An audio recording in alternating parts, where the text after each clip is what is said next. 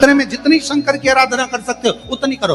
शंकर की आराधना करने से नवरात्र में शक्ति का बल बढ़ता, शक्ति का।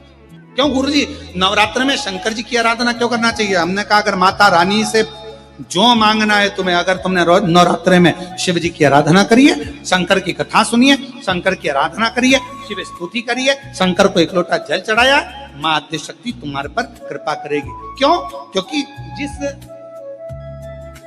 जिस स्थान पर शिवलिंग रखा होता है और जो हस्त कमल है वो मां पार्वती जगत जननी दुर्गा भवानी है। जब हम जल चढ़ाते हैं मां आद्य शक्ति अम्बा जगदम्बा 64 योगिनियों पर वो जल चढ़ जाता है और जगत जननी नवरात्र में प्रसन्न होती है। जो आप पहले दिन ही कलश स्थापना होती है और पहले दिन ही आपको ये ज्ञान हो जाए कि बच्चे पूछे कि कलश क्यों रखा जाता है, कलश के ऊपर आम के पत्ते क्यों लगाए जाते हैं, कलश के ऊपर नारियल क्यों रखा जाता है, कलश के ऊपर 9 बार मोली क्यों बांधी जाती है, मोली मतलब लच्छा नाड़ा 9 बार क्यों लपेटा जाता है नारियल के ऊपर, कलश के ऊपर जब रखते हैं।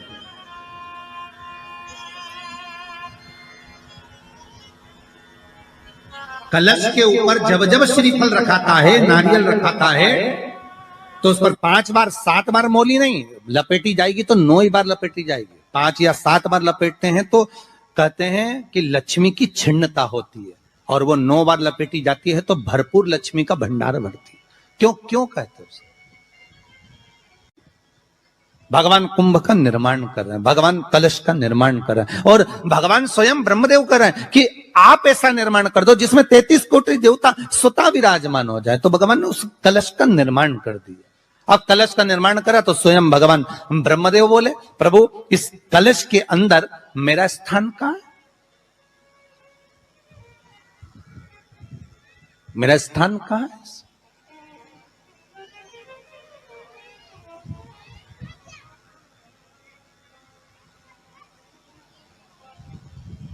बहुत ध्यान देना महाराज, कलश का जो मुख होता है उस मुख पर भगवान विष्णु का स्थान होता है।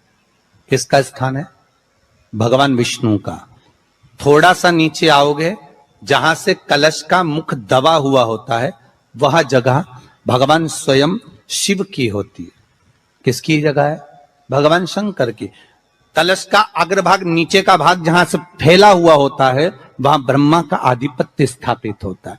फिर कलश का जो नीचे का भाग होता है वो भगवान शिव और शक्ति का स्थान होता है। कलश के बाहरी भाग में, जहां पर बाहर का हिस्सा होता है, उस कलश के बाहरी भाग में 33 कोटि देवताओं को भगवान शंकर ने लाकर विराजमान किया होता है। महाराज भगवान शंकर 33 कोटि देवताओं को निमंत्रण देकर उस कलश में विराजमान कर दिया। कितना सुंदर लिखा है देवी भागवत के अंदर कि जहां कलश की स्थापना होती है उस जगह पर किसी देवताओं को बुलाने की जरूरत नहीं होती। 33 कोटि देवता उस जगह पर स्वतः विराजमान हो जाते हैं। स्वयं 33 कोटि देवता स्वयं वहां विराजमान। नवरात्रे एकम से प्रारंभ नहीं होते, अरे अमावस्या की रात्रि से प्रारंभ हो जाते, इसलिए उसको कहते हैं नवरात्रे। क्योंकि नवमी के दिन माता जी का विसर्जन हो जाता है, जवारों का विसर्जन हो जाता है, व्रत करने वाले कन्या पूजन भोजन भंडारा कराकर विराम दे देते। तो नवमी की रात्रि उसमें नहीं जुड़ा पाता, उसमें रात्रि अगर जुड़ती है तो ये अमावस्या की रात्रि से जुड़ना प्रारंभ होता है, तब जाकर वो नवरात्रि पूर्ण हो पाती है। पितृलोक में पितृ जैसे निवास होकर भी इंतजार करते हैं। 4 नवरात्रे हैं तो 4 ही श्राद्ध हैं। आज मौनी अमावस्या है, श्राद्ध का विराम हो जाता है और कथा अर्थात नवरात्रे प्रारंभ हो जाते हैं दूसरे दिन। तो यहाँ शास्त्र कह रहा है जैसे हमें प्रतीक्षा रहती है कोई अच्छे कार्य की, कि घर में कोई शुभ कार्य हो, घर में कोई अच्छा आयोजन हो तो अपने को आनंद होगा, प्रसन्नता होगी। उसी तरह हमारे जो पूर्वज चले गए, जो पूर्वज चाहे वो अधोगति में गए हों, चाहे वो देवगति में गए हों, चाहे वो पितृलोक में निवास कर रहे हो, तो जितने भी पितृलोक में निवास करने वाले पूर्वज होते हैं वो भी ये विचार करते हैं कि हमारे घर के वंश द्वारा, हमारे वंशजों द्वारा कोई ऐसा सत्कर्म हो जिससे हमारे जीवन की वितृप्ति हो और हमें आनंद की अनुभूति हो। और ध्यान दीजिएगा महाराज, नवरात्रि में भी देवी की आराधना का एक स्मरण का सुख है महाराज। ज्योत का विधान है, नवरात्रि में देवी की ज्योत लगती है, अखंड ज्योति लगती है, जवारे बुआए जाते हैं, कलश लगता है। ज्योत का भी विधान है, जिसके यहां दिया अखंड जलाया जाता है, अगर वो दिए की लो, दिए की बाती अगर दक्षिण दिशा की होती है तो उसके घर में साल भर में एक घात जरूर होती है।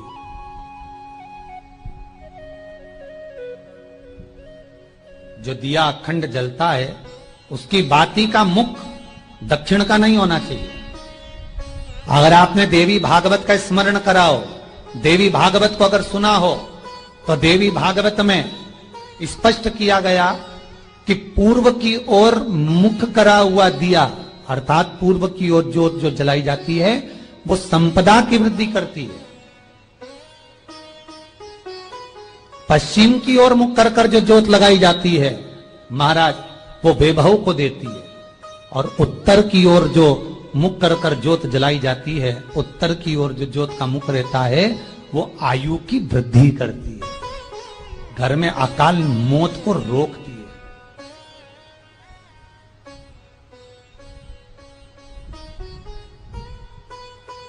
रात्रि का जो भाव तत्व है उसको भी अच्छे से समझ लेना। दक्षिण की ओर ज्योत ना लगाएं, अगर आपको लगाना है पूरब की लगाएं, पश्चिम की लगाएं या उत्तर की लगाएं। और जितने दिन महारानी जगदम्बा जगतधात्री दुर्गा भवानी, अब की बार माताजी घोड़े पर आई है, हर बार देवी बदल बदल के आती है, इस बार जो नवरात्रे आए वो घोड़े के आए। तो घोड़े पर जो देवी जी आती है वो समृद्धि को देने वाली आती है, लक्ष्मी की वृद्धि करने वाली आती है। जैसी घोड़े की रफ्तार होती है उस रफ्तार से लक्ष्मी घर में आती है। तो ये मत सोचना कि कोरोना महामारी ने हमको नीचे गिरा दिया या कोरोना महामारी ने रोक दिया, कमाई के स्रोत रोक दिए, धन रोक दिया, चिंता मत करना। मेरी मां जगत जननी दुर्गा भवानी अब की बार घोड़े पर आई है, साल भर में इतना धन दे देगी कि आपने पीछे के 4 साल में नहीं कमाया होगा, इतनी मेरी मां भंडार भर देगी। ये घोड़े पर आई है, कोई साधारण नहीं हो सकता। देवी भागवत में स्पष्ट किया गया, जब जगदम्बा मगर पर आती है उसका भाव अलग है, और जगदम्बा जब हाथी पर आती है उसका भाव अलग है, और जगदम्बा जब घोड़े पर आती है तो जगत को समृद्धिवान बना देती है, वैभव में कमी नहीं आती। अभी भले दुनिया के लोग अभी रोते हैं कि पैसा नहीं आ रहा, कोरोना महामारी ने सब तोड़ दिया, रोक दिया, पर चिंता ना करना, मेरी मां अगर घोड़े पर आई है तो उसका सुख आपको जरूर मिलेगा। एक जरा सी मिट्टी की दुकान भी अगर आप खोल कर बैठेंगे तो चांदी और सोना के बराबर कमाएंगे, इतना धन देगी वो माता, साधारण नहीं है मेरी माता। तात्विक सुख का आनंद देने वाली, लाभ तत्व प्रदान करने। और नवरात्रि में भी अगर आपकी कोई कामना है, आपकी अगर इच्छा है, आपका मन है, तो जगत जननी की आराधना करो। पति और पत्नी में अगर क्लेश है तो जगदम्बा के मंदिर में मक्खन चढ़ाओ, प्रेम बढ़ जाएगा। आपको लगता है कि पति कोई अन्य स्त्री से लगा हुआ है या परिवार टूट रहा है, तलाक तक पहुंच गया है, तो माता के मंदिर में आप ध्वजा लगवाइए, उस ध्वजा पर मक्खन लगाकर लगवाइए, आपको लाभ मिलेगा। महाराज, यदि आपको लगता है कि बच्चे बहुत ज्यादा अपशब्द बोल रहे हैं, मुंह चला रहे हैं और प्रेम नहीं रख रहे, तो माता के मंदिर में लाल पुष्प, लाल चंदन और लाल चूड़ी मां को समर्पित करिए, प्रेम बढ़ेगा। बच्चा कभी आप जी से कम नहीं बोलेगा, प्रेम की भाषा निकलेगी मुझसे। मां जगत जननी की आराधना, जगदम्बा की उपासना। नवरात्रि में 9 दिन में से कोई एक दिन ऐसा ले लो जिस दिन कन्याओं का भोजन कराओ, साथ में उनको लाल चुनरी ओढ़ाओ या कोई लाल वस्त्र, लाल पूजन की सामग्री उनको दो, सुख मिलेगा, आनंद आएगा। क्यों बोलते हैं? उसको बोने का कारण क्या है? केवल कोई कहे कि हम ठाकुर जी को भजते हैं, भगवान कृष्ण को भजते हैं, कोई कहे हम तिरुपति बालाजी को, नारायण को भजते हैं, कोई कहता है कि हम हरि विट्ठल को, पांडुरंगा को भजते हैं, हमारे यहाँ हाँ हम इनको भजते हैं तो जवारे नहीं बोते। ना ना, पुष्टि मार्गी है, ठाकुर जी की सेवा करने वाला है, उसके यहाँ भी ये 9 दिन जवारे बोए जाते हैं। रामानुज संप्रदाय से जुड़ा हुआ है, नारायण की पूजन कर रहा है, उसके घर में भी जवारे बोए जाते हैं। पांडुरंगा हरि विट्ठल की उपासना कर रहा है, उसके घर में भी जवारे बोए जाते हैं। जवारे का महत्व हमारे यहाँ शास्त्र कहता है। क्या महत्व है उसका, क्या फल है उसका? महाराज, जब देवी माता ने दुर्गा भवानी को पंचायत में बुलाया गया, शिव पंचायत में मां दुर्गा बैठी हुई है, और शिव पंचायत में जब दुर्गा भवानी बैठी, उपद्रवियों ने उपद्रव मचाया, अहंकारियों ने अहंकार मचाया, असुरों ने, राक्षसों ने हाहाकार मचाना प्रारंभ करा। तब उस समय पर देवाधिदेव महादेव माता पार्वती को देखकर, दुर्गा भवानी को देखकर मुस्कुरा रहे थे। केवल शिव मुस्कुरा रहे हैं, पार्वती को देखकर, दुर्गा भवानी को देखकर, मां जगत जननी को देखकर केवल मुस्कुरा रहे हैं। तब देवता सूर्य नारायण ने भगवान शिव जी को देखकर हाथ जोड़कर प्रार्थना करी। भास्कर देव बोले, सूर्य नारायण बोले, बाबा मेरे मन के संशय को मिटा दीजिए। शिव जी ने पूछा क्या काम है? बोलो क्या चाहते हो? शंकर भगवान से सूर्य देव, भास्कर देव कहते हैं, प्रभु आपके मुस्कुराने का कारण क्या है? भारत की भूमि पर जितनी जगह पर भी आप लोग कथा सुन रहे हो, आस्था चैनल पर, फेसबुक, यूट्यूब पर जितने लोग कथा सुन रहे हो, बड़े ध्यान से सुनना कि जवारे क्यों बोए जाते हैं। नवरात्रि में जवारे की महत्वता क्यों होती है, क्यों बोया जाता है, मिट्टी में गेहूं डालकर क्यों उत्पन्न किया जाता है, उसकी महत्वता क्या है? सूर्य नारायण पूछ रहे हैं भगवान देवाधिदेव महादेव से, आप दुर्गा भवानी को देखकर मुस्कुराए, आप हंसे हैं, आपके चेहरे पर प्रसन्नता आई है, कारण क्या? और महाराज देवाधिदेव महादेव ने कहा, यहां भगवान विष्णु, गणेश जी, भास्कर देव, आप सब बैठे हो। असुरों ने आक्रमण कर दिया, असुरों ने आक्रमण करा है, और वह असुर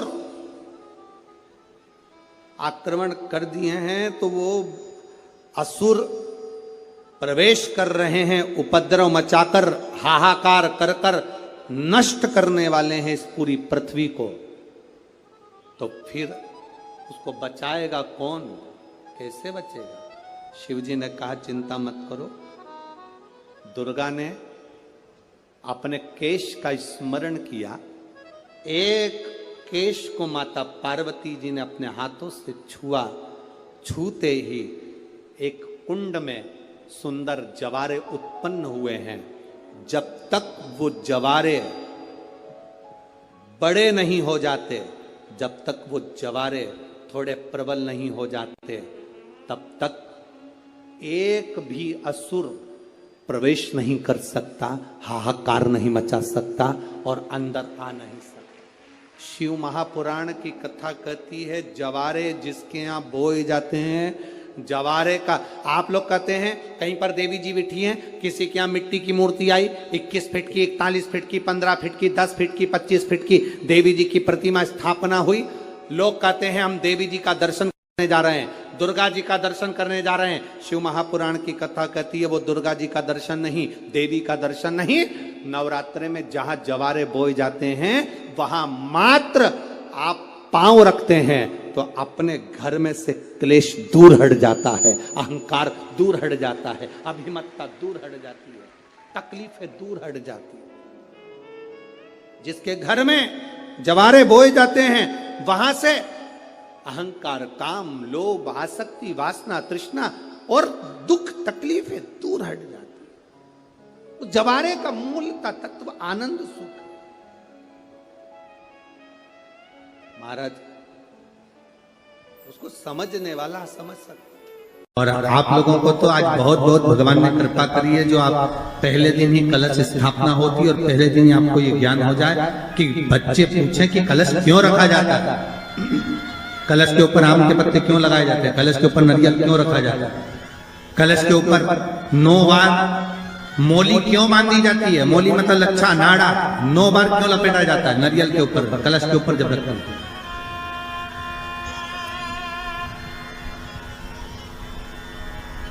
कलश के ऊपर जब जब श्रीफल रखाता है, नारियल रखाता है, तो उस पर 5 बार 7 बार मोली नहीं लपेटी जाएगी, तो 9 ही बार लपेटी जाएगी। 5 या 7 बार लपेटते हैं तो कहते हैं कि लक्ष्मी की छिन्नता होती है, और वो 9 बार लपेटी जाती है तो भरपूर लक्ष्मी का भंडार भरती है। क्यों क्यों कहते हैं उसे? भगवान कुंभ का निर्माण कर रहे हैं, भगवान कलश का निर्माण कर रहे हैं, और भगवान स्वयं ब्रह्मदेव कर रहे हैं कि आप ऐसा निर्माण कर दो जिसमें 33 कोटि देवता स्वतः विराजमान हो जाए। तो भगवान ने उस कलश का निर्माण कर दिया। अब कलश का निर्माण करा तो स्वयं भगवान ब्रह्मदेव बोले, प्रभु इस कलश के अंदर मेरा स्थान कहां है, मेरा स्थान कहां है?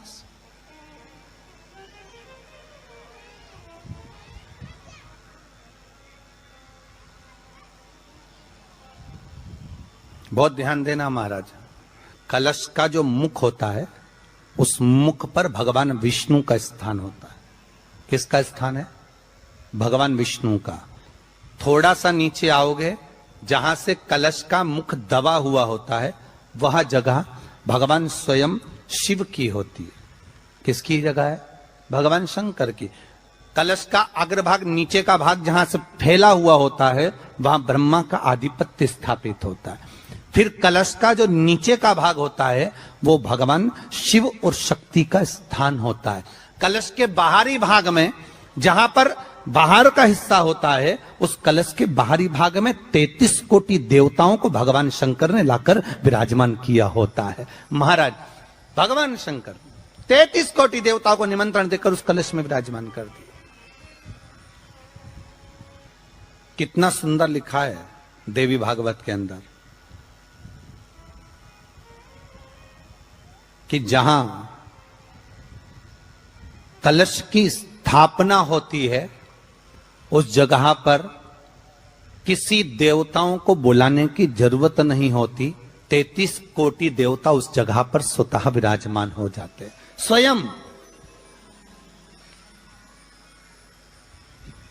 33 कोटि देवता स्वयं वहां विराजमान।